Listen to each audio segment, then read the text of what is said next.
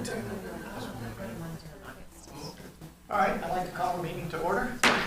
And we'll start with the Pledge of Allegiance. To the flag of the United States of America, and to the republic for which it stands, one nation, under God, indivisible, with liberty and justice for all. Thank you. First of all, I'd like to thank everyone for coming out tonight. Appreciate it. It's important for the town to come out to these meetings, and it helps us as well. So, second item on the agenda is public comments. This is the section of the meeting where if you have comments other than the public hearing, you can stand up and address the commission. Anyone having any comments other than relating to the public hearing? Okay, seeing none, we'll go ahead and close that. And approval of the Planning Commission minutes for June 20th, 2023. Excuse me, could you go back and explain what you just said about the public comment? About the public comments? Yeah, Yeah, so if you're here, we have some public comments. is it related to the conditional use permit, The townhomes. the townhomes? Yes. Okay, so save those comments for the public hearing section, and we'll let you talk then. And when is that? That's point number 4. If you look right up here, it's coming up. Okay, We'll make sure you know when it's absolutely. And I might not be too nice. My debit card was hacked a month ago, and I just got a phone call before I came over here that my credit card has been hacked. all right, we'll try to keep it short. So pray for me. All right, point number 3, or agenda item number 3, approval for Planning Commission minutes for June 20th, 2023. Any changes? Everybody? Okay, but you got a copy of them? Yeah. Anything that you saw, need to change, anybody else? No? I can make a motion to approve.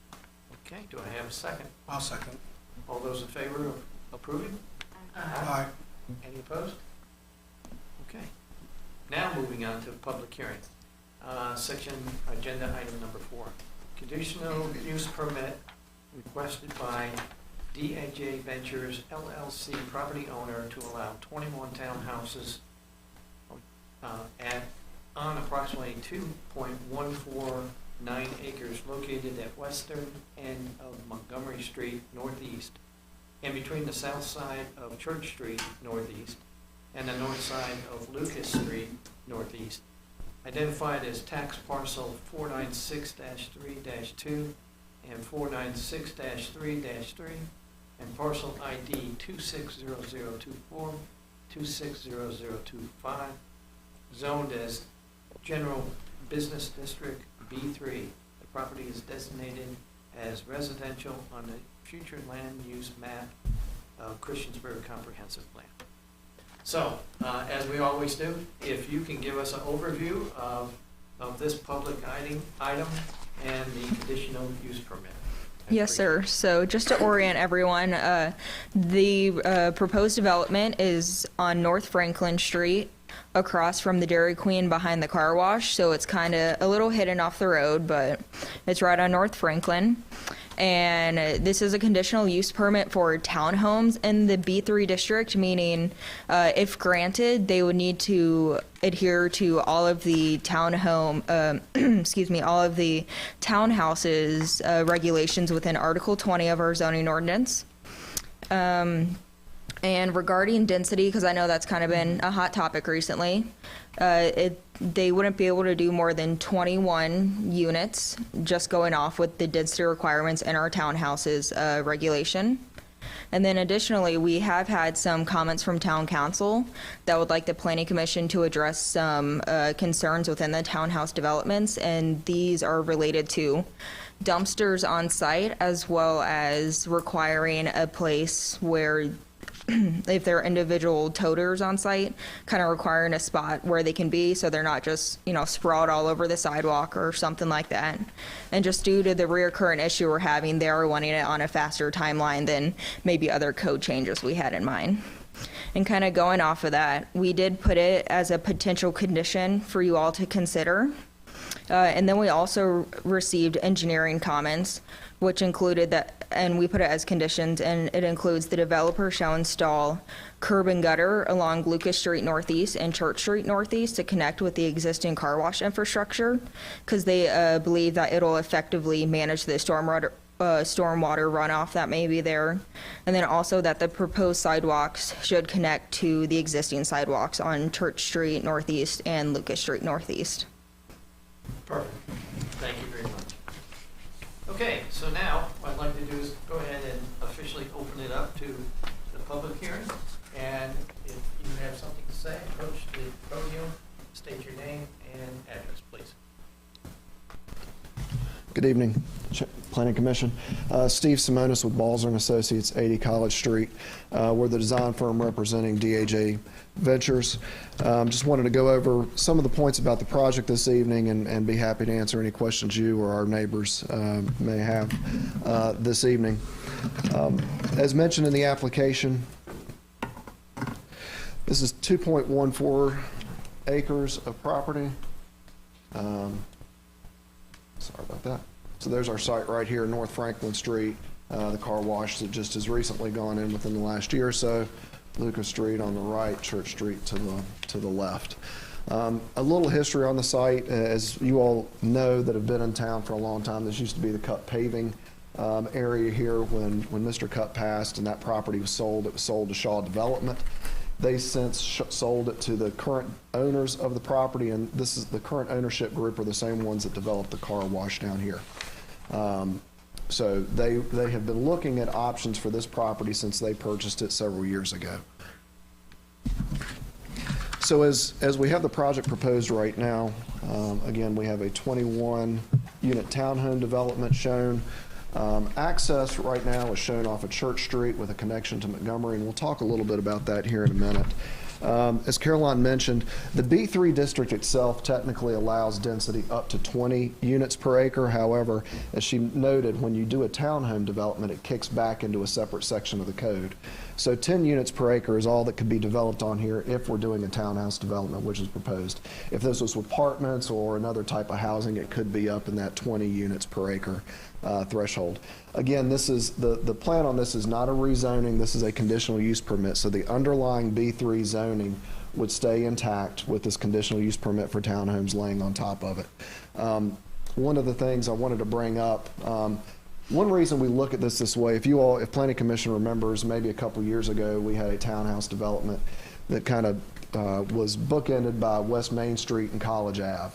That we did for Shaw Development. We did that very similar to this. We kept the B3 zoning and went a conditional use permit. The reason we do that is if there is a business use that comes in, let's say the townhomes don't develop, that it hasn't taken away the opportunity for a business to come in. And just as an example, that project there is actually going to have a business, a medical office come in on that site as opposed to the townhomes that were proposed. Had we rezoned that, we wouldn't have been able to allow for that business use to come in without another rezoning.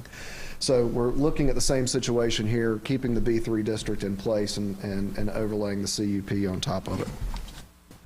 So I wanted to talk through another option or another point that Caroline made. With it being just a straight conditional use permit, as she said, we do have to meet all those regulations for the townhomes as stated in the code. So that's building height, density, parking regulations, let's see, what else? The landscaping in the parking lot areas themselves. So we've got to hold those standards as set within Section 20 that was mentioned. For reference, the height of these units, and we'll look at some of the architecturals in a minute, are a max of 35 feet. So again, that's the standard residential height in that townhouse section. And you'll see we're under that in our elevations. The parking that's proposed right now, so for a townhouse development, you're required to have 2 spaces per unit. We're parking at a 2.85 space per unit. So again, other projects we've talked about, we've had, Planning Commission has had concerns about making sure there's enough guest parking. So if you've got somebody with 3 cars, or if you've got guests over for a birthday party. So when we're required to provide 42 spaces with this development, we're showing 60 in here right now. So more than adequate guest parking and extra spaces in here. And as you see with the development itself, we do have open space, while not required by the town within the townhouse section. We do have some sections of open space here shown. The stormwater management area may be above or below ground. We haven't done full engineering designs on that yet, but we do have some open spaces here as well. The programming of those, if it's green space, would be up to the HOA at that time. If they wanted to put a little tot lot in on one of these areas, there would be room to do so. But again, it was also important to show that while we are hitting that density max of the 21 units, we do have open space, so we don't have it completely lined with buildings around the whole perimeter of the site. We talked about the access points. So the main access is off of Church Street. Currently, and we'll look at an aerial here in a minute, there are turn lanes that were put in as part of the car wash project. There's a right-hand turn lane onto Church Street. And as Caroline mentioned, the infrastructure that's in place right now, curb and gutter and sidewalk, as you go up here, you can see on our drawing, we do have sidewalk shown that would connect down into this section, and you see it on this side as well. We didn't graphically show the curb and gutter, and we'll talk about the conditions here in just a little bit as well, but that's part, we were assuming we'd have to install curb and gutter along that section to be sure we're matching up with the curb and gutter section along Church Street. The access into Church Street, so this was a full 30-foot width, which is required by code for townhome developments, the 30-foot wide drive aisle. You can see that 30-foot here, and you've got 30 feet along this section as well. We did not connect all the way over into Lucas Street. If you drive up Lucas, there's a lot of rock in that side slope right there, and it is sitting up quite a bit higher. We do have, however, with the sidewalks here, we have had conversations with our owner as far as possibly providing sidewalk connections that could enter up into these units, so you could have some steps and then enter into those back doors. Again, from an aesthetic, we think that would be nice, and that's one reason we created some of the architectural features on the back of the building. The other connection point we're showing, currently Montgomery Street dead ends. You can see it here. It kind of dead ends right over the property line. There's no cul-de-sac. There's no turnaround. It's just literally a dead end. It just stubs into the road, or stubs into the property. So what we've looked at here is, while we're not providing parking on either side of this, making this connection to Montgomery Street right there to allow access. Now, realistically, there is no shortcut going down Montgomery Street for these future residents. If you're getting out to Franklin, you're going to come out Church and around. If you're going to go out to Depot or out to Cambria, you're probably going to go the same direction. What this would allow, though, as we've talked about before, is good secondary access for emergency services. We do have, with this 30-foot drive aisle and our radiuses, we do have adequate area for fire trucks to be able to get in and out, ambulances. What it would also do for the residents on Montgomery Street, if there was a backup or a block on Montgomery just off the screen here where it ties into the cross street, it would allow them another secondary access if they were blocked in to get out through this development as well. So we see that as a positive to be able to go ahead and provide that connection to Montgomery. From a traffic standpoint, with 21 townhomes, it's a fairly low traffic volume. In the morning, there's eight trips within that peak hour in the morning, 11 trips in the PM peak hour, and as we've talked about, those are the hours from 7 to 9 or 4 to 6, and you look in there in quarter hour increments where that heaviest traffic is coming based on the time of day, the other traffic that's on the existing roads that are using it. So we do have 142 trips total for the entire development. That's projected out based on the ITE manuals that we use to do our trip generation. But during those heavy peak hours, it's a very, very low amount of traffic on that section of it. We spoke about stormwater management, and Caroline brought this up as well. Currently, there's a large drainage area that comes right down through. Let me go back one. You can kind of see it better here. So you can see this little belly here. So there's a lot of off-site property from, I guess, east, but Page North from Montgomery Also property here on the left-hand side, or water that's coming down Church Street, also washes over. You can see the bank here, the grade drops from Church Street down into the site, comes down into this low point. You've also got another break here, so some of this water drains back out to Lucas Street. When the car wash was developed, there's a low point right here now that we graded in when we did the car wash plans. So that picks up all this water and gets it through into the system. There's a stormwater management facility that was put in to handle the car wash stormwater, but would not handle anything upstream. So we would do our own stormwater management facility either under the parking lot or in this area we've shown right here. That would handle the state requirements as normal for water quantity. Water quality could be provided on site, or we could do that with the purchase of nutrient credits. Water and sewer. So as part of the car wash property, you can see these lines right here. So that little dot right there. So there was a sewer main that was extended and 2 manholes. So there was an extension done for water and sewer. The sewer's right there. The water is this line right there. So they were extended up to the site as part of the cost of the car wash to allow future development of this without having to get back out into Church Street, recut it, or cut back down into Franklin. The existing infrastructure on these, on Lucas Street, on Montgomery Street, and on Church Street are very small lines, 2 and 4 inch lines. So it was imperative for any development to happen up here, whether it be residential or commercial, that we had to have good service lines. So we extended, a main, I believe it was an 8-inch water line.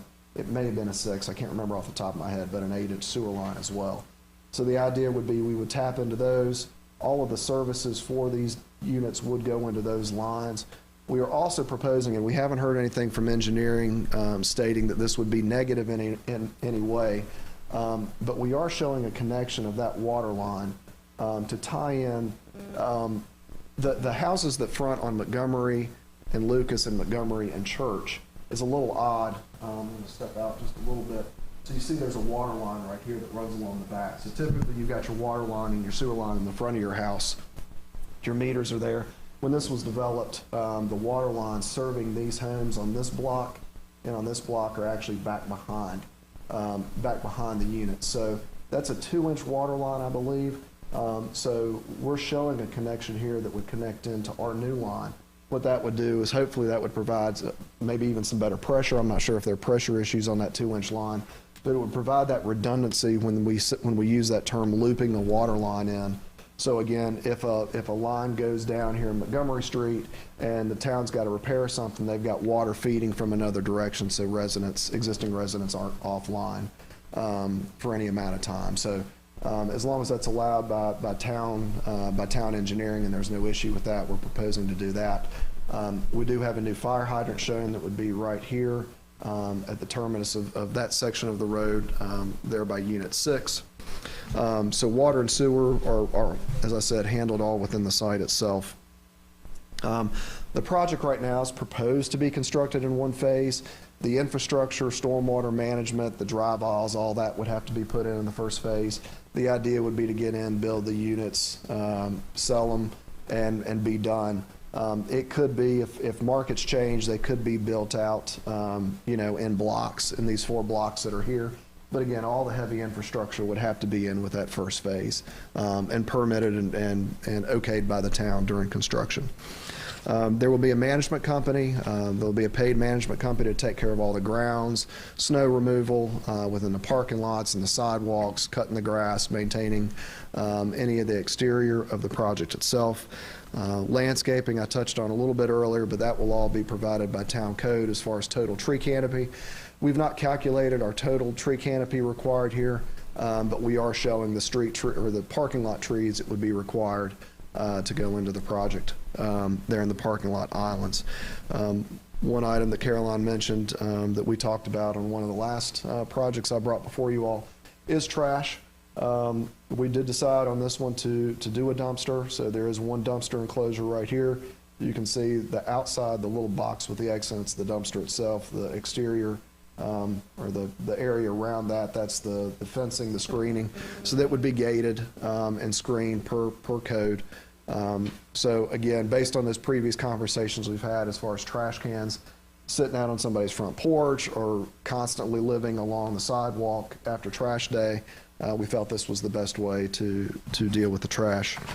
There's no signage proposed right now. We did leave the flexibility that if the owners wanted to do just a project identification sign here along Church Street, they could do that as long as it's meeting the sign ordinance, and that would be permitted separately. And the last few little things is, as always, feel like a broken record sometimes. We do spend a lot of time on the comprehensive plan looking through. So currently, let me talk from this one. So currently, again, as we talked about, everything here is B3. We've got R3 property to the north of us, page left, R2 property back here on Montgomery Street, and I think we've got more general or B3 property over here. So we're surrounded by some higher density, higher intensity uses already and zoning districts. This parcel itself is shown residential in the future land use map. And there's actually a UDA. I didn't realize this since we don't do a whole lot right here in this little area. We've talked about UDAs in other part of town, but this is part of the Institute UDA. So it's strange. It kind of pops across the street, and it includes the car wash property, but it stops right here. So I addressed that in our text, just saying while we're not in a UDA, we are butting up against one with a property that's shown for residential in the future land use map. So we felt this was a good use, a good intensity, and a good transition from, you know, the heavier commercial uses. You've got the AEP little substation here. You've got the car wash, the auto repair, and then you step back into your single family homes. You do have, I'm gonna scroll through real quick just to give everybody a little bit better reference. I'm sorry this is so dark. But again, here's our site right here. So you see the single family back here. You do see townhomes back on this section. I cannot remember the name of that road, but there's the CrossFit where the old affordable fencing location is. It is Scattergood. That's Scattergood. That's the other side of extension of Scattergood. Thank you. I never think of Scattergood going up that direction. So that gives you kind of a better idea as far as where you know, some of the other uses right around. We felt this is a good location for housing. Again, we do have sidewalk infrastructure that's going in here. It is walkable. I believe, and I would have to defer to Andrew, I know there has been talk about future sidewalk improvements up along Franklin Street in that area, but it is close enough to the high school that it's walkable. The developers that we're working with on this have built this similar floor plan before. This is kind of something that was taken from Fiddler's Green over in Blacksburg. Some duplexes we did for the developers there, so we've taken that and kind of modified it into a townhouse. But living room, dining, and kitchen, laundry on the main floor, a powder room. All 3 bedrooms are upstairs with a large owner suite here at the top with a master bath. 2 bedrooms here and another full bath there for the other 2 bedrooms. You'll see here this is not vinyl all the way down. Whether this is vinyl or hardy on this point or on the main part of the house, we're not sure, but you see a significant you know, brick banding along that bottom piece. This would be the front elevations of the unit, so each one has a covered front porch with columns. On that side, you can see the sides, the side elevation, so it's the same, just mirrored on the other side of it. The last piece I want to touch on is when we were looking at this, it was important to have some sort of an impact on the side or the back of the house that's facing the streets. While we're facing everything kind of internal to the parking lot, we do have units that are facing out towards Franklin and towards Lucas. So we wanted to do something to give that more of a presence with a door and not just, you know, a standard sliding glass door on the back of your unit with no windows. So a lot of times you might see just small windows in there. So we tried to bump up the size of the windows, and we have put in there one of our offered conditions that each unit that fronts one of those streets, units 1 through 11, would have some sort of a covered entryway, cantilevered porch. You can see the steps that would come off. And those are the areas we were talking about, at least on Lucas. Maybe we can get the grades to work where we can have some sidewalks come down. Last piece, I think I've said that twice now. We did have 3 applicant offer conditions, one, that this would be in general, or in general conformance with the master plan and our documents, that CUP should only be used for the specific residential use described in the application, and that the townhomes 1 through 11 would have the covered entry. The 3 staff recommended conditions, which were the dumpster, the sidewalk, and the curb and gutter, I believe, our owners are in agreement with that as well. So that concludes my remarks. I'd be happy to answer any questions if Planning Commission has any now, or I'll answer them later. Yeah, if you can stick around, Steve, and we'll let the rest of the public comments be heard. Thank you.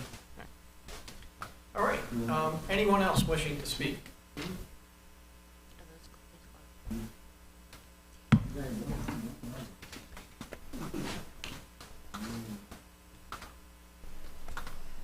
Please state your name and your address.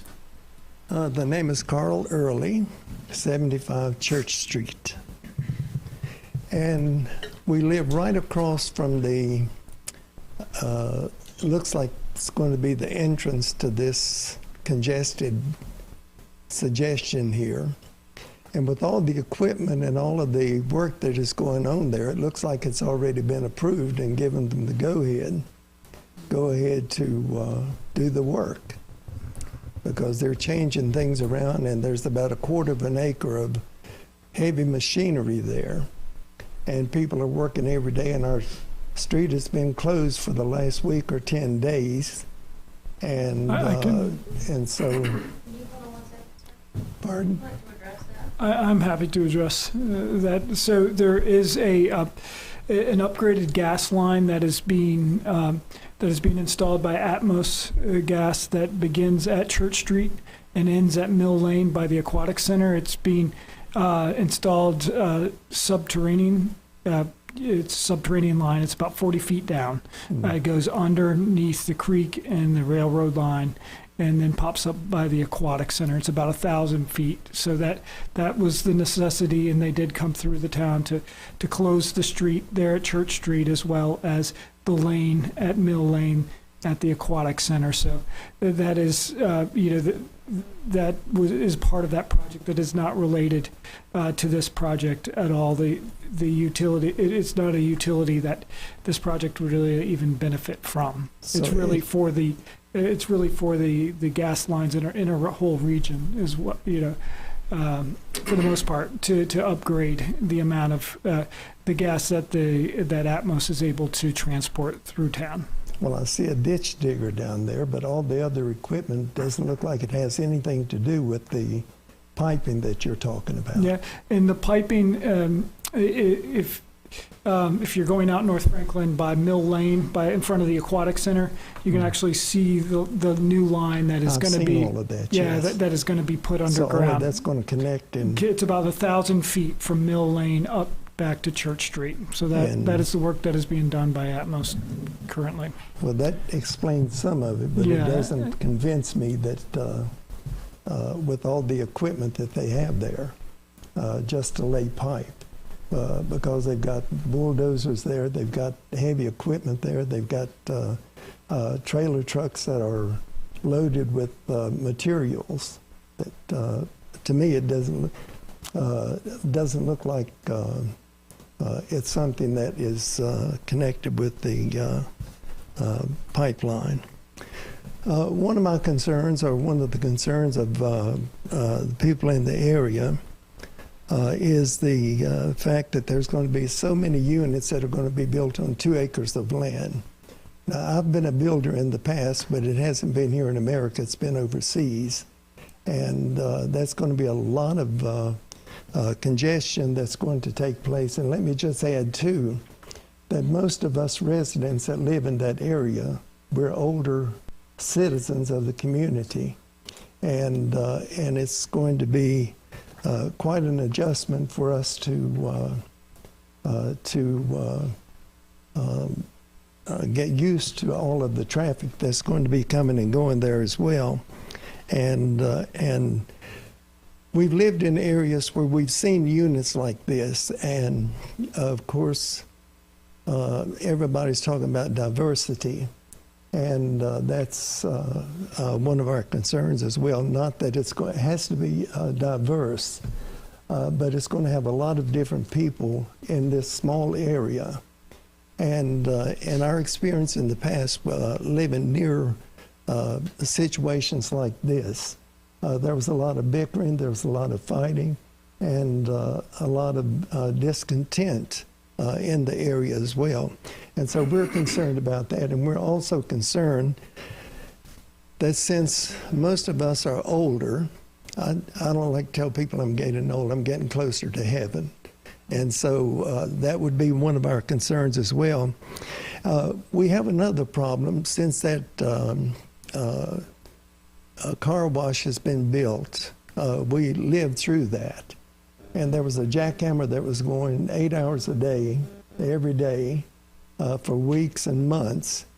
And we had to have our house power washed. Had to have our shutters repainted because of the dust and the grime. And Church Street was really chewed up with all of the heavy equipment and all of the trucks that were going in and out, taking the boulders, the stones away, and the earth that was removed. And so, and also when you enter Church Street or when you enter Lucas Street, it's a steep grade there to come into Church Street and to Lucas Street, and you can't see anything until you get to the top of both of these streets. And so we think that's going to create a danger with at least 42 additional cars coming and going. Because if you've got 21 units, most Americans have 2 cars at least. And so that's going to create a problem going up either one of those hills. And also, Church Street is not as wide as it ought to be to take care of all of the extra traffic. And we have another problem on Church Street already, and Robert probably can explain that better than I can. But we have a daycare center, and the daycare center is located 2 houses up from me, and I think right beside of Robert's house. And the people that come and go there in the mornings when they're in operation, we have to be careful about parents walking their children up to the spot. And most of them are parking on this spot here where these townhouses are supposed to be built. They park there and they walk up the street. And I've seen parents with their children have to get over into our yard to protect their children and themselves. And so that's a problem that we have now, and this is going to exacerbate the problem, I believe, with the traffic coming and going. Our windows are going to be exposed, and it looks like the entrance to this is going to be right in front of our house. And I just shared this with you that last week I was mowing my yard, and there was a big truck coming up out of this space. I called it a super truck, and it had a flatbed behind it. And he had to make such a wide circle that I had to get back off of my, away from my lawnmower at the edge of the street to give him space to get by and to save my life as well. And so, you know, we would be concerned about this.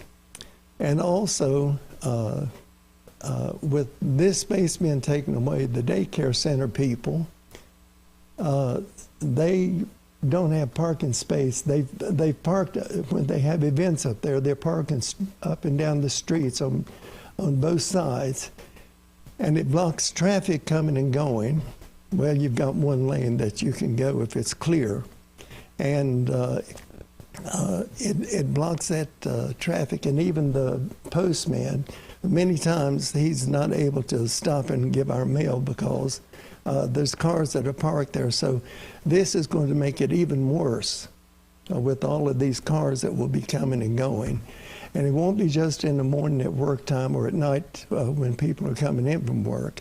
It's going to be all day. And so the safety thing there concerns us as well. And I didn't hear in the presentation that he gave that there would be any privacy fences built. And with all of those units and with the children and the animals that are going to be there, something is going to have to be done to protect us and to protect them as well from wandering through the neighborhood and wandering out on the streets and possibly getting hurt themselves, or maybe even some, God forbid, would get killed in that as well. And we know that it's going to cause a lot of congestion in the building process.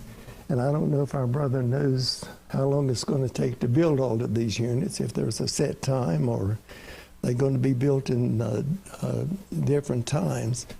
But it's going to be a lot of congestion. And we're going to bear the brunt of all of the dust and the dirt and the grime.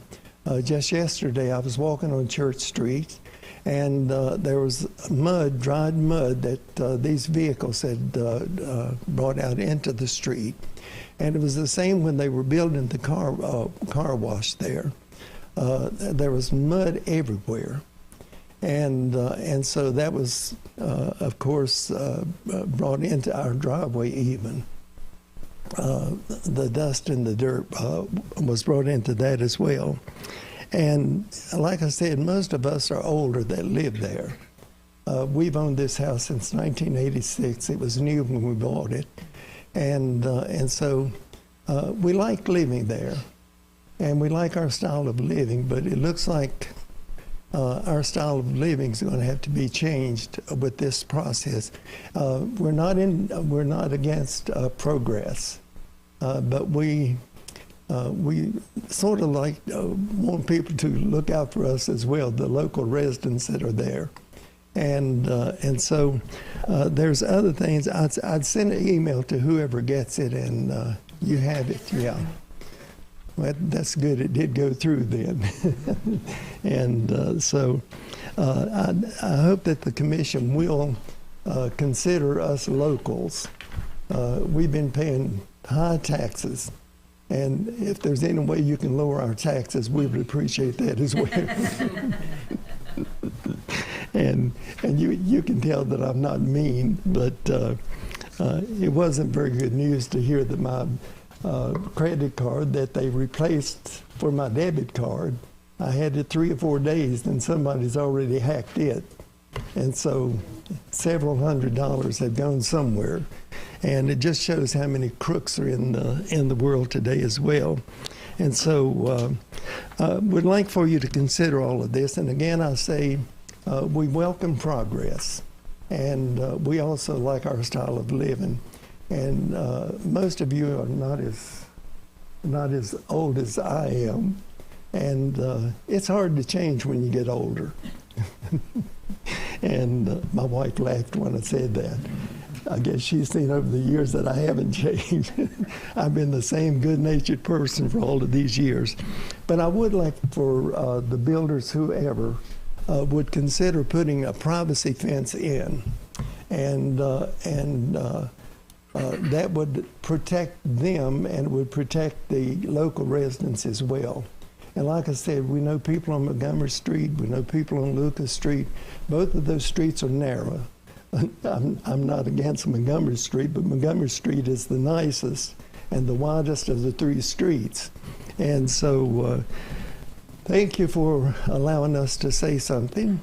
And thank you for listening. And I hope that I get a good report and some good response from you folks here. And let me just tell you that my wife and I both are ordained ministers, and we pray for our local people. And just be assured that we'll be praying that, and we prayed before we came here tonight, and be assured that we're praying for the best outcome for everyone. Thank you, sir. Okay, anyone else wishing to speak? Please state your name and address. Robert Kelly, 165 Church Street. On your document titled Town of Christiansburg Planning Commission, Monday, July 17, 2023, page 9, section 5, traffic circulation pattern. About the middle of that paragraph, it says, as such, she don't have it up there, okay. As such, the project is proposing to construct only a 20-foot drive that narrows down to meet the existing street while not impacting adjacent neighborhood properties. While it is unlikely that residents of the townhouse project will use this connection to Montgomery Street on a regular basis, it does provide a loop that will provide beneficial for emergency services.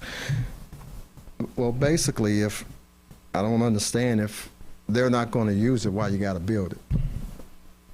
Now, I understand emergency services. Is there a legitimate reason why you should create that for emergency services to service that area of the townhouses? Okay, but kind of wonder about that statement that the subcontractor put in there. Down in that last paragraph, it says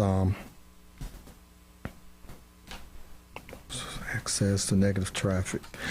Based on the limited number of proposed lots, the multiple ways to access the property, no negative traffic impact existing infrastructure is projected, and no traffic improvements are proposed. I think they're talking about just that complex at that daycare. I did call there today to just see, since I live next to it, to me and the manager's kind of close, supervisor, and I'll use her phrase, there are going to be 64 families, and she used families, dropping off their kids between 7 and 8 and picking them up between, I'll say, 3:30 and 5. That's 54 families, which means, in her definition, some of them have one kid, some of them bring 2. Also, there's about 15 workers there who's going to be coming to work and leaving. Plus, you got the traffic coming from around Old Camry over the rail tracks, coming through that area to get to Franklin. There's more traffic than what you think. You got the school buses coming through there. You've got I don't know if it's Blacksburg or Radford Transit, but you got the transit bus coming through there every hour. There's a lot of traffic coming through there. And when those families are leaving or bringing their kids, they're all in a rush. I understand they got to get to work. The baby ain't cooperating. So they're in a rush. You see them on their cell phones. They have to come in there. They have to back out. And the way they kind of do it is kind of like a one-way. If you got an area, you had an area shot up there, it'd be nice to have. I didn't know how technical. I didn't know how technical it had to be. And I don't have my glasses. But it's almost one way. During 7 o'clock, during that period, you guys are probably familiar with the area. During that period, it's almost one way where they come in. They've only got about 12 parking places, so they pull in, they back out, or they park on the streets, and they get the kids out the car and go in.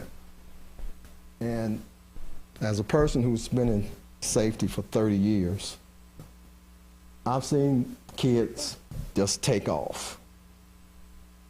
Kids being kids, they just take off and go. And the way the street is blocked off now, it's just not good. They come in there, they have nowhere to get out. You're gonna have all these people going one way. Now, in the past, they could go out toward the main street or go back or turn down and go to the other street it is. I'm losing thought here. But with the road being blocked like it is now, in about another month, it's gonna be rough. It's gonna be rough to get in and out of there. So on page 9, where he talks about the multi-housing and the hours between, and I look down here, it's 21 units between AM in 2, AM out 6, total 8. Nah, well, that's just for that unit. That's adding onto already congestion that's there. It really is a serious problem as far as that. In that time space, you got a lot of kids, you got a lot of parents that are in a rush. It's just not a good situation. The street is not wide enough to accommodate all that. The daycare doesn't have enough parking places to accommodate all that and for them to turn around and come back. It's really, I don't think the contractor in their assessment considered the daycare and the traffic from that daycare, especially doing construction right now and blocking that street. It's really not a good situation at all. And last thing, as far as the residents in the area, that means, and we've had situations where the daycare tries to do a great job of instructing the parents, do not drive on people's property, don't pull in their driveways, because nobody, if you guys got home, you don't want nobody pulling in your driveway every day. I don't mind somebody pulls in my driveway and turns around and go back, but not every day. Not every day. And then they, because of this change, especially during construction again, now once it's built, may not be that bad, but during construction and blocking that road, they have nowhere to turn around. It's just, it's going to be a lot of near misses in that area due to this. And last of all, I personally don't have any problem with building on that lot. I don't have any problem with that and increasing our tax base. I got a couple of grandkids. I can't wait to take them to the new park. I'm looking forward to seeing it. So I have no problem with that. It's just I don't think enough thought has gone into helping the residents, particularly on Church Street, including myself, near that daycare, because it's just a lot of congestion, and most of the near misses are going to come the first month because it's new. It's new. They don't know how to get out. They don't know. It can be a mess sometimes. So I hope you guys really take this in consideration. Maybe do another assessment when the school opens, which should be at about another month, and take a look at that, because we can just foresee, all the neighbors in the area can foresee problems. And then dealing with that daycare there. Thank you. Thank you, Mr. Cook. Anyone else wishing to speak?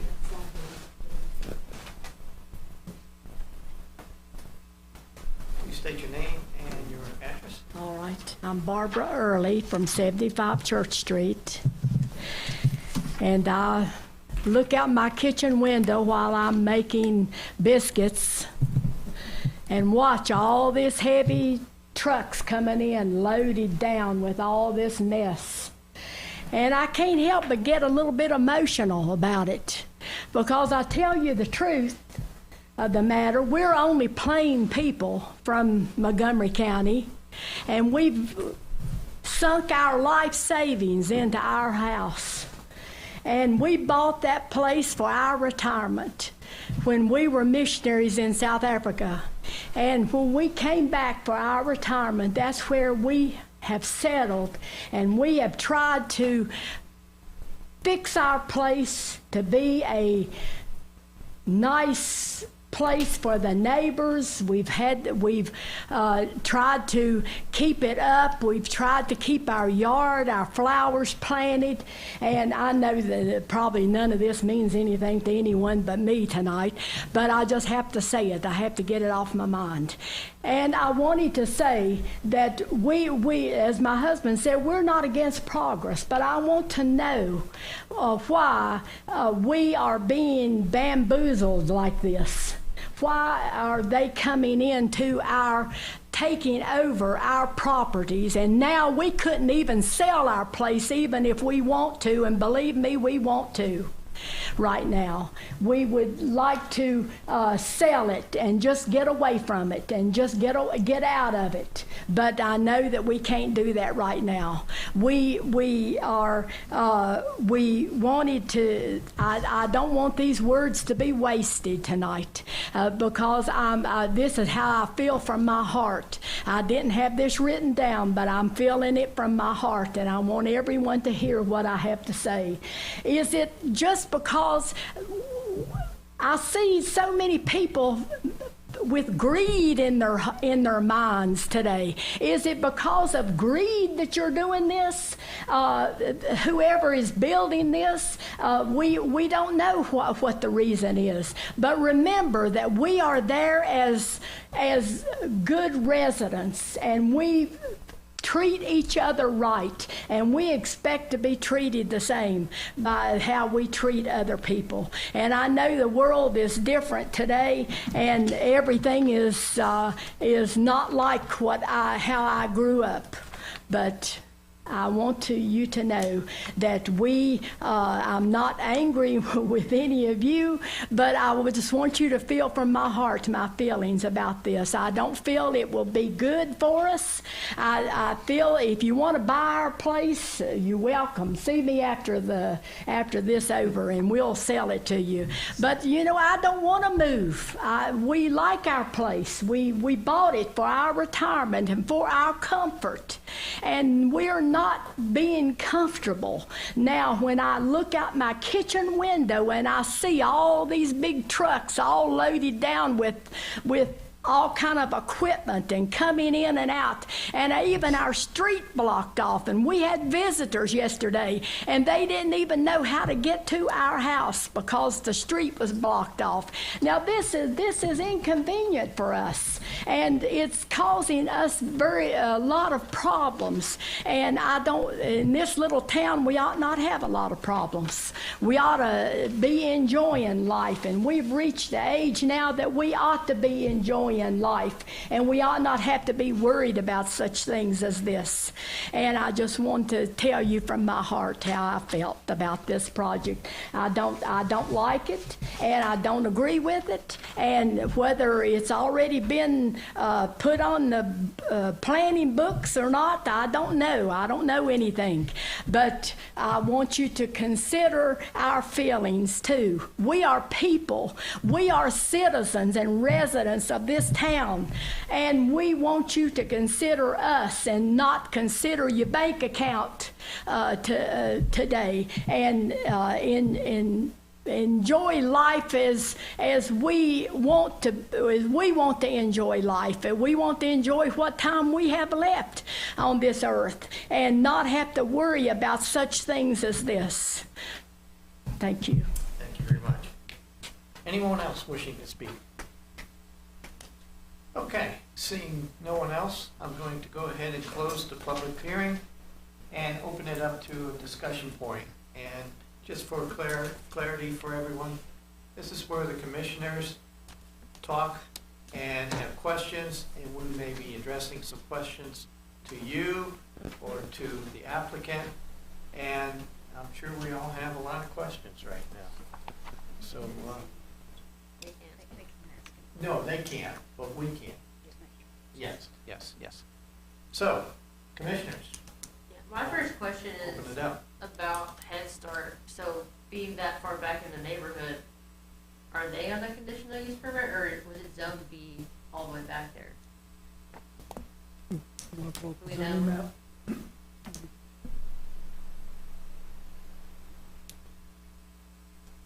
Caroline's going to pull up the zoning map.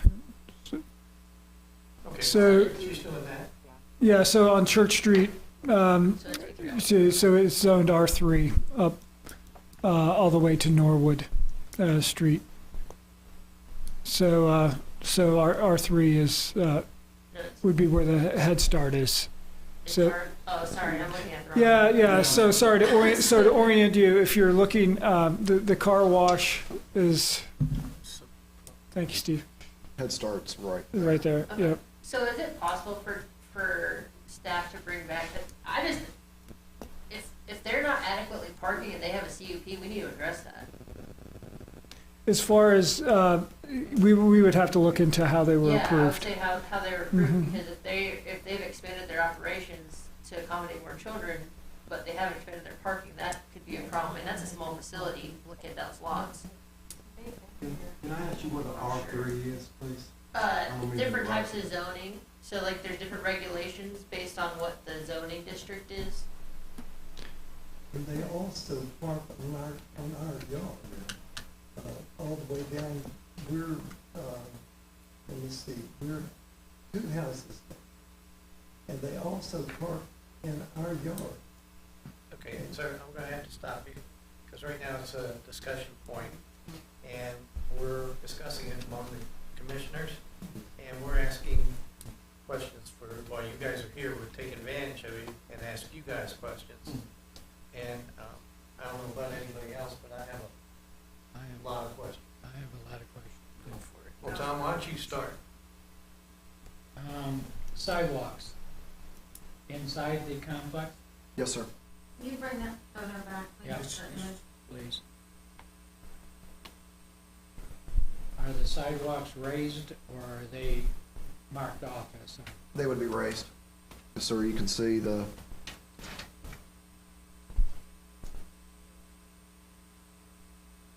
all this hatching you see there, that's all sidewalk.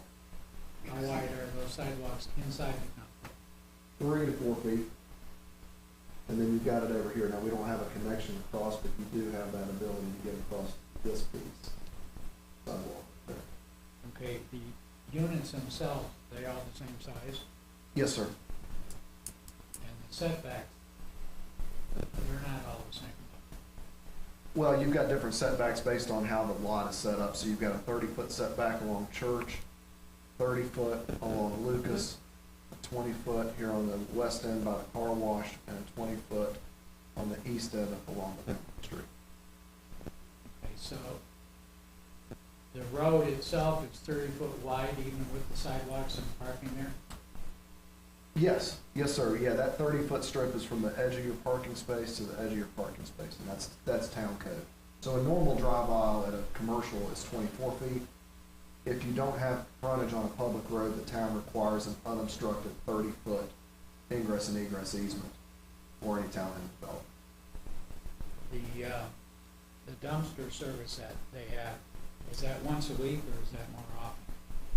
They don't know yet. I mean, it would depend on how quickly it would fill up. It can be done once a week, or it can be done multiple times.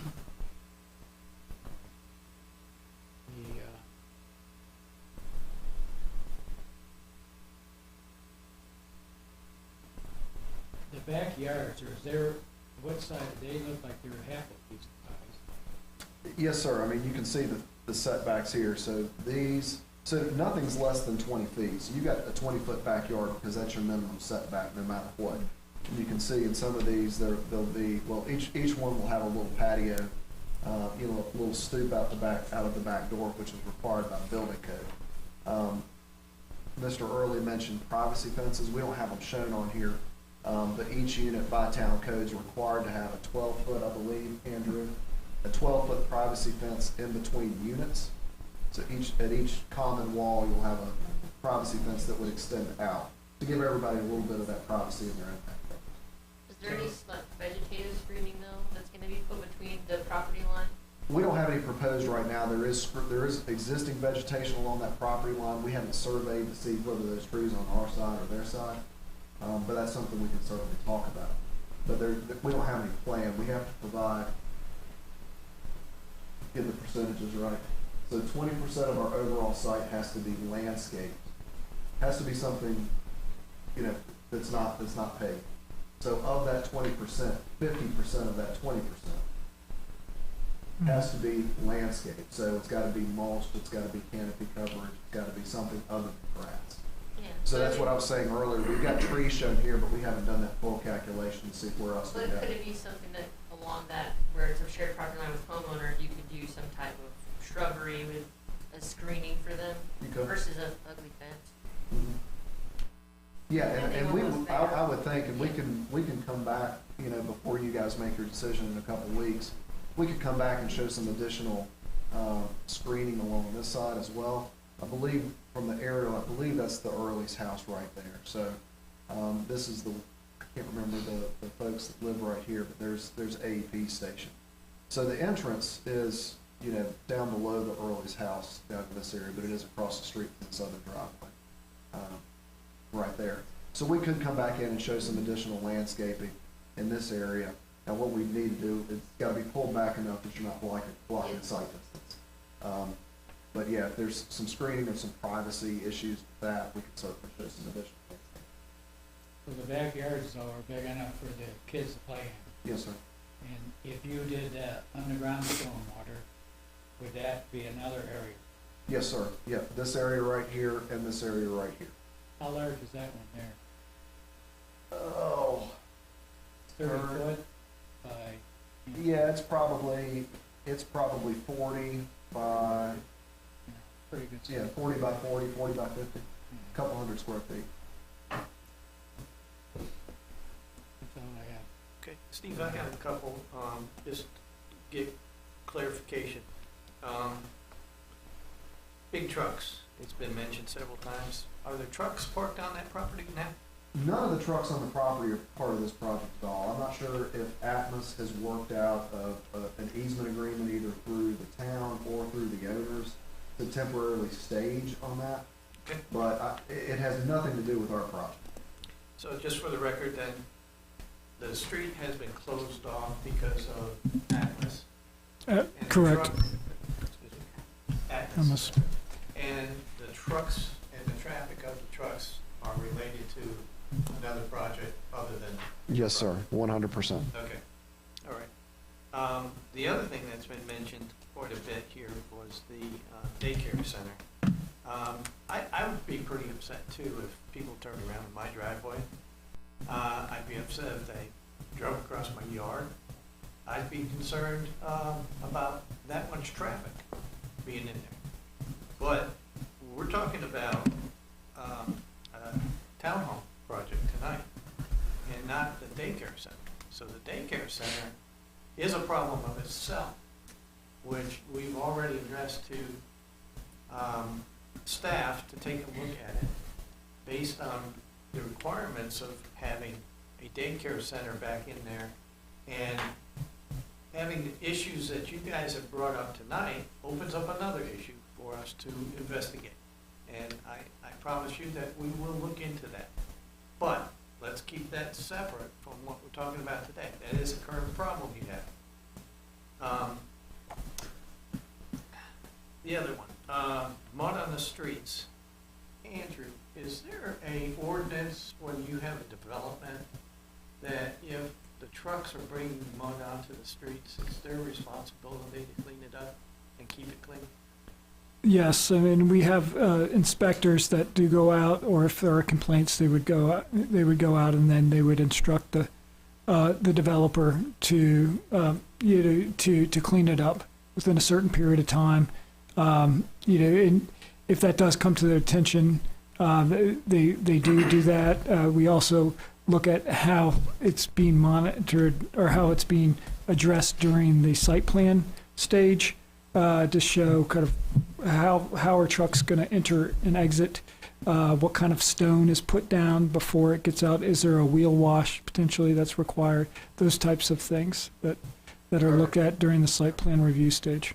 So hopefully you see what I'm asking these questions, because I'm asking them on your behalf to make sure that, is there an ordinance in place that protects you from the mud on the streets? Is there an ordinance that's going to protect you from big trucks and disturbing your lifestyle?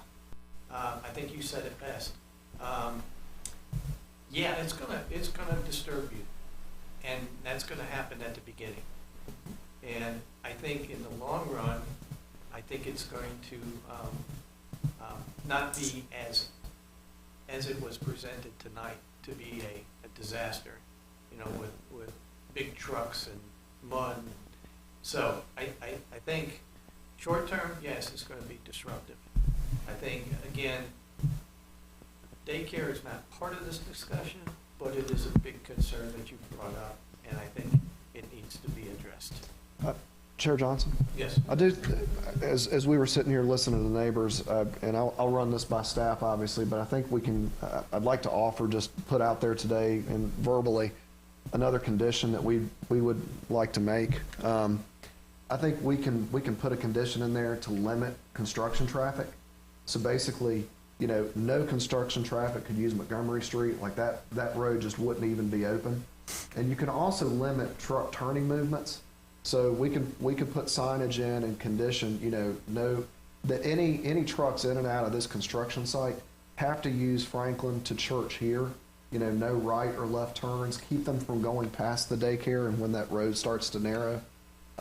We'd be happy to do that, and we've done that on other projects, so I think that makes sense if staff is open to that, and that's a reasonable condition, but I think that keeps all that traffic, the heavy construction traffic right here, without extending back into the neighborhoods or cutting through Cambria or anything else. Steve, do you also talk about storage of vehicles? I mean, I would imagine part of the concern too would be where these trucks would be stored in the evening or when they're not being utilized. Is that something that you all are also able to discuss as far as that these trucks won't be parked on Church Street? That Oh, would be absolutely. impeding the process, and I mean, that might be important for the residents in the area to know as well, that these vehicles, not only will they not be going up and turning around, but they also will not be parked in a way that's gonna make it hard for them to travel, to make it one lane, or make it challenging for them or guests to get to their homes. Absolutely.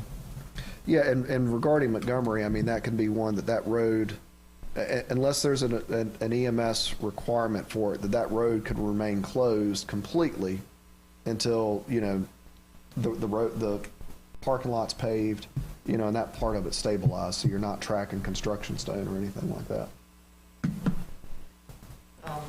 The other thing is townhomes, 3 bedrooms, Yes, sir. pretty large townhomes. Mm-hmm.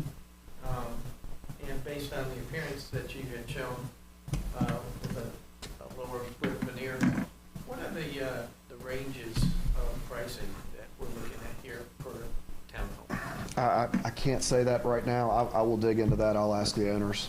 I know they were trying to start getting some preliminary pricing just to see, because of again, we all know where the markets are going right now with construction materials, but I'll see if they've got a range in there that I can bring back to you.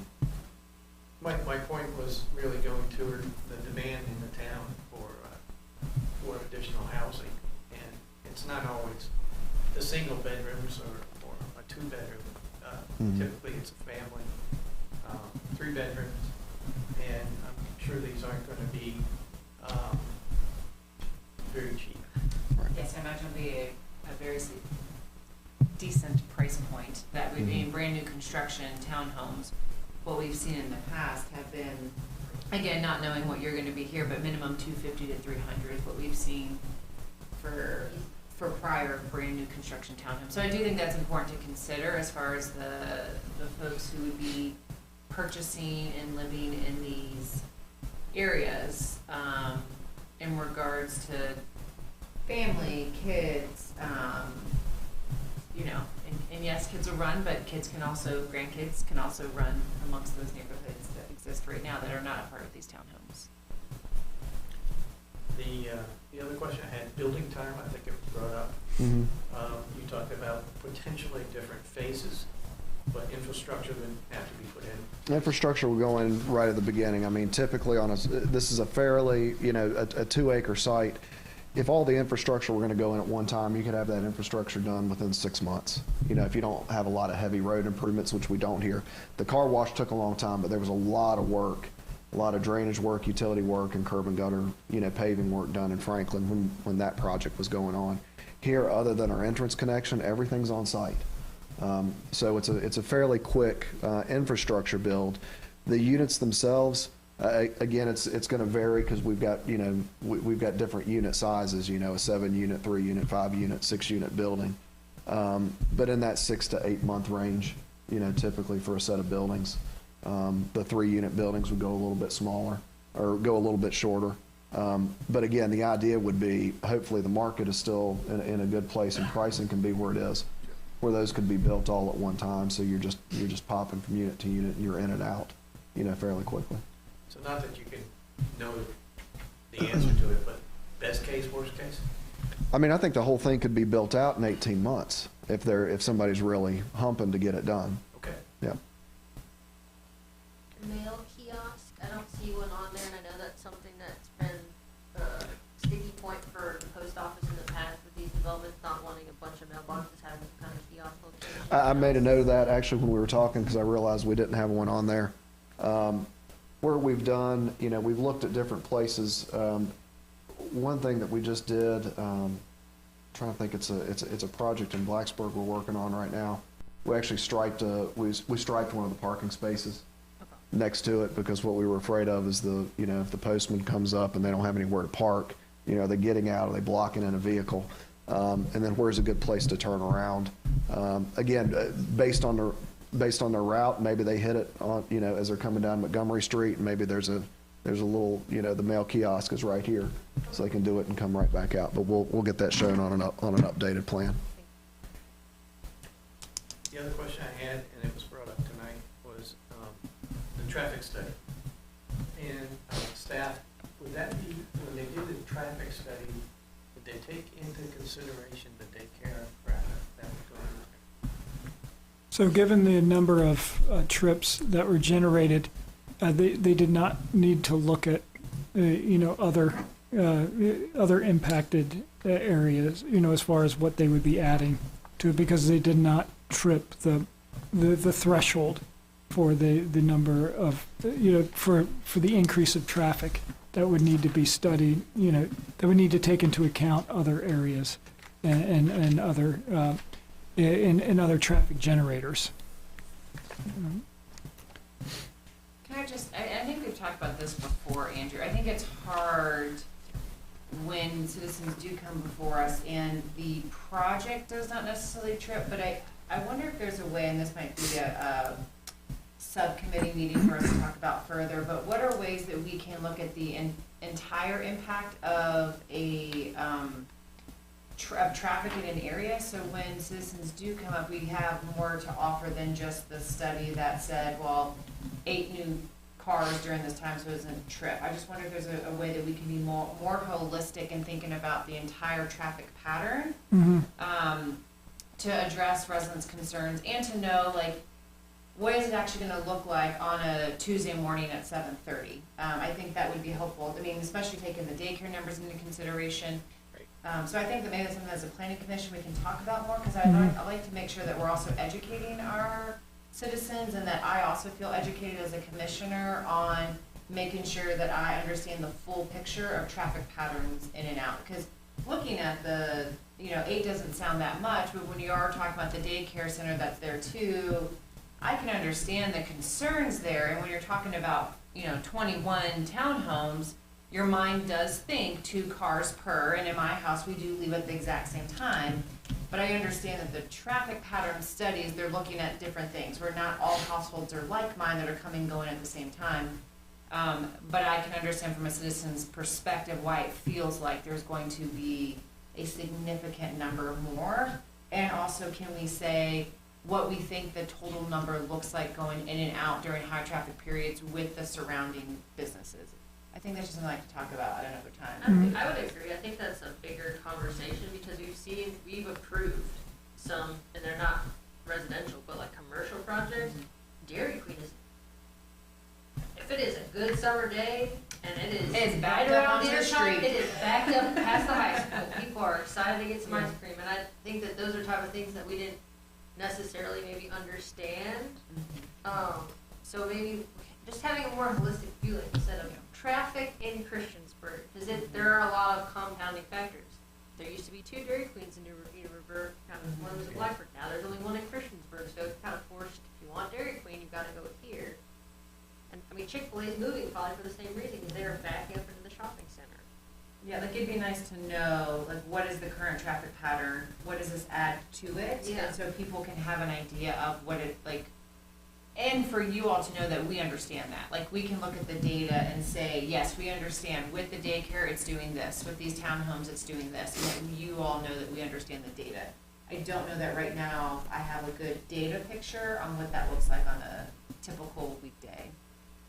I think we're gonna find out that the daycare center is not living the way they should be as far as the number of traffic they have in there. I don't know if they've increased the number of children they've taken care of or what, but it sounds to me like they've outgrown the space they're in. Which is also a need, right? I mean, we have a desperate need for quality daycare centers in the Definitely. area. So I want to make sure that they are being served well, but also not being a negative impact to the community. There should be space for parking and drop off. Yeah. Kids should not be parking on the side of the street and walking up to the daycare center. That's just not safe Right. for children regardless of this project. Safety. And we will talk internally in staff, with police and engineering to see, what observations have been made with traffic in this area, short of, taking traffic counts. And we may have some traffic counts that we can look at least in this area in North Franklin, maybe on Church Street, that we'd be able to provide to Planning Commission for some food for thought for looking at this. Thank you. The other thing I always mention is, it's zoned for B3 right now. Can staff remind us all what B3 can involve? So B3 is a commercial district. It is our highest intensity commercial district. You have a B1 district, which is got more of office. B2 is our downtown commercial district. B3 is designed so it does, it does allow for more higher traffic impact uses than any of our other commercial districts. And then they're usually found on our major corridors, this being the North Franklin corridor. You find a lot of B3 on Roanoke Street as well as Radford So a couple examples. and Peppers Ferry. Yeah. Those businesses? So it could be, and again, there are a lot of uses that would be allowed in B3, but you could have anything from a fast food restaurant to well, obviously to a car wash, to mini storage, to a car lot, to a gas station. Which will be by right. And it would be allowed by right. There are some uses that are by conditional use permit, but there are quite a few high intensity uses that are allowed by right because it is the general commercial district. And the reason I state this is I want you guys to understand too that there's some terminology maybe you don't understand, but as a B3, there's a lot of businesses that can go in there by right. That means they don't need to get a permit.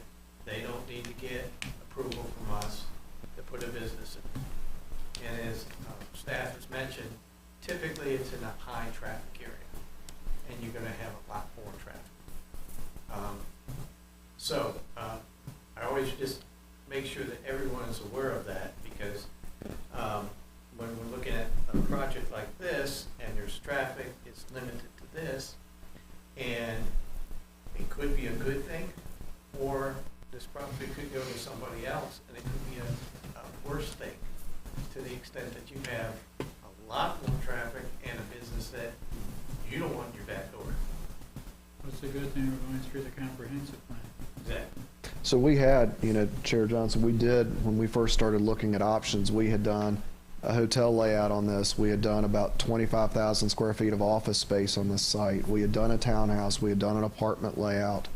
Trying to think, we didn't do any restaurant, but I mean, we did look at some higher intensity uses, and our clients who are both have businesses and are here local in the New River Valley, knew that access into these 2 points off of Lucas and Church is challenging. So, you don't want to stick a 100-room hotel, on the back here and have that sort of traffic coming in and out of Church Street. So there was thought put into it, which is why I said earlier in my presentation, we felt like this is a very good transition, ability to transition from a high-intensity commercial use like the car wash to the residential behind it, as Mr. Bernard, you mentioned, the comprehensive plan showing it residential as well. So we felt this is a really good add to the community versus some of the by right B3 uses. So thank you for bringing that up. I didn't mention that. Other questions from commissioners? Sounds like we do have some questions. I think we talked about the mailbox. I think Steve probably address that. The landscaping, along the back, we can take a look into that. I do have one thing to mention. It's about the dumpster. I lived in a townhome community similar to what you're looking to construct. Was there ever talks of adding a second dumpster on this property at all? There wasn't, Mr. Clark, and the reason being is we were trying to find a good place where you could actually get to it and trucks could make the movement, and not ended up backing them down one of the short ends of the T there. Mm-hmm. Now, we have space there that pad could be expanded, that you could put a dumpster and a recycling, box in there, or 2 dumpsters. So, I mean, we've got the room to do it in there at that same location. But we didn't plan on putting 2 separate locations anyway. All right. We felt the distance across the site, and it's not exactly in the center, but it's a pretty close walk.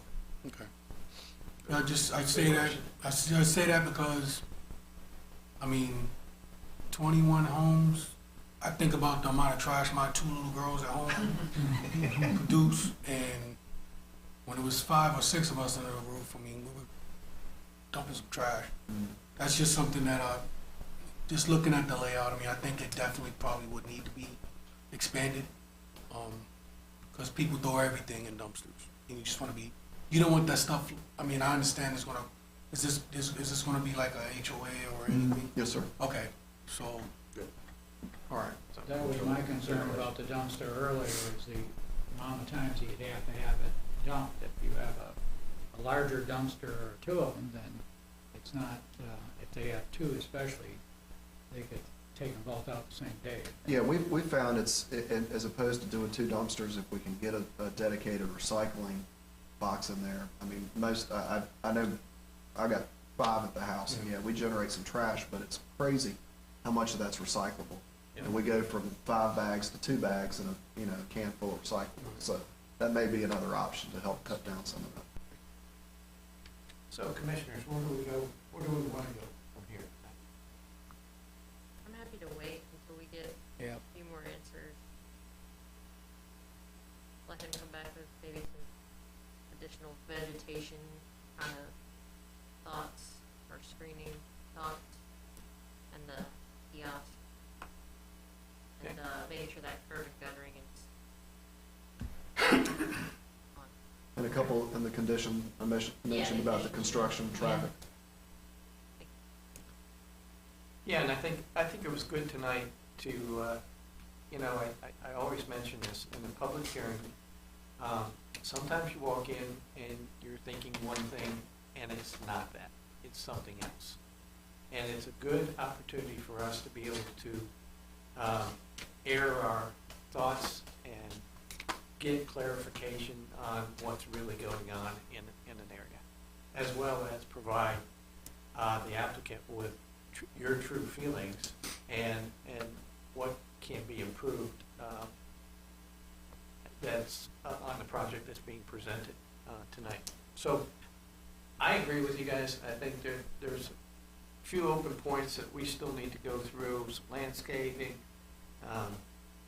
I'd like to see that study on traffic a little bit more, as Enan had mentioned, that we take all of it into consideration, and then look into the daycare as well before we approve.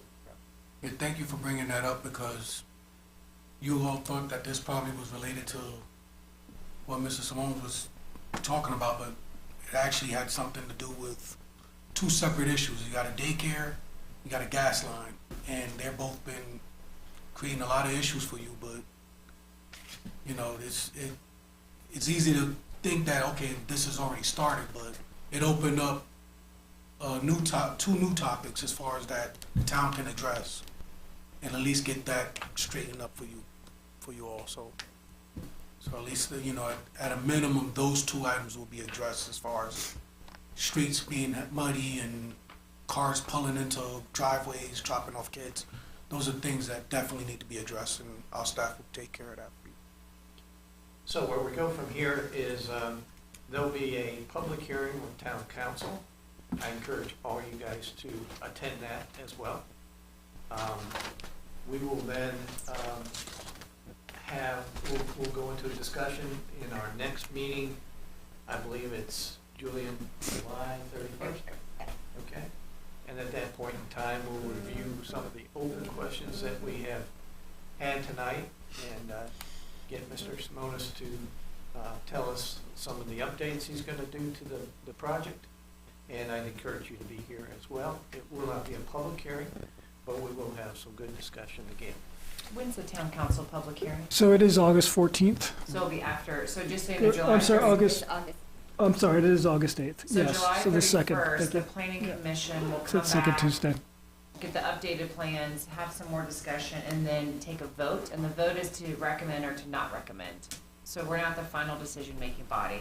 Following that, on August 8th is when it'll go before the town council with whatever recommendation the planning commission makes, in addition to any updates that might have been made to the submitted plan. And then town council will take our recommendation into consideration along with the plan, along with any thoughts or concerns or comments you all want to share. So you definitely want to be there at that August 8th meeting. Well said. All right. And I will add, it is town council's typical standard practice not to make a final decision the night of the public hearing. So if they follow that standard practice, they would be making a final decision on August 22nd. Okay. Very Thank good. you. Okay, closing that part of the meeting, we'll move on to other business. You're welcome to stick around, but we'll just be talking about other business from here on out. All right. And thank you for coming tonight. Thank you. So, commissioners, what is it? I have one, and this is from the community. What's the date of the park opening? So And this sir might be Bree, because he's got grandkids he wants to bring. yes. So there's not a set date at this point. We have completed our final list of final items that we're asking the contractor to review and to repair. It's a matter of getting their subcontractors back. So we are hoping still to have a final date in the next couple weeks, but I'm reluctant to even speculate at this point, but we are getting closer. The supply chain issues are behind us, so it is really a matter of just making sure we're accepting the park in the best possible manner and best possible condition that we can. I hear it too. The painter's painting your house. You're not getting the final payment, so that painting job is done and to your liking. Right. So I think that's a good way to describe what the park is going through right now. I think if I saw the Dialogue on Race Summit, I think is planned to be in that pavilion in August in hopes that it'll be open by then. So hopefully they'll hit it by August, so the summit. Our plan is to work with that event, Awesome. Okay. yes. Even if we are not fully that open. could be a showcase, a preview of what is to come. Exactly. Okay, good. Right, I was excited by its location. I thought it was a really great Right. opportunity to showcase the Yeah. park as well as get more folks out to that conversation. Absolutely, yeah, we're excited about that. And I think once we do accept the park from the contractor, we still do have a week to 2 weeks operationally to get set up and be ready for the public to come on in, and because it's going to be well used, and we're excited. Yeah. Once you start a checklist, though, you always develop an extended list as you go through. Right. Yeah. It's just normal. Any other comments, staff?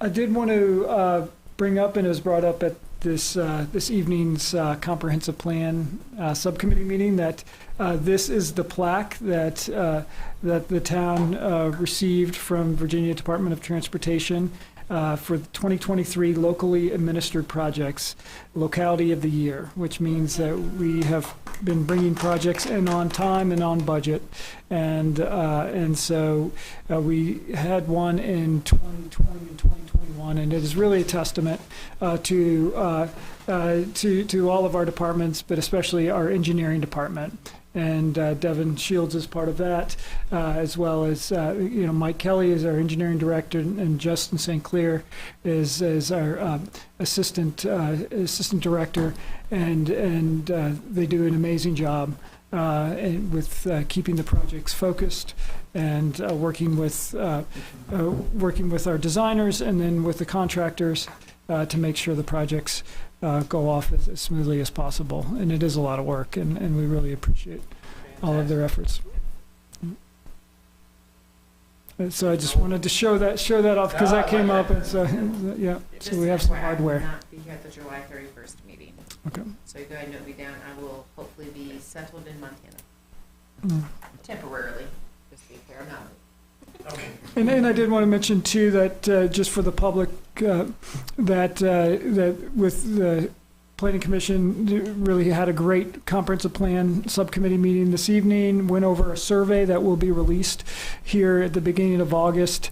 So I'll probably try to mention it at the next meeting as well. But wanted to start to get that. People start to think about that and keep an eye out for that survey that'll be released in August. Well, with that, I'll adjourn the meeting. Let's go get some food.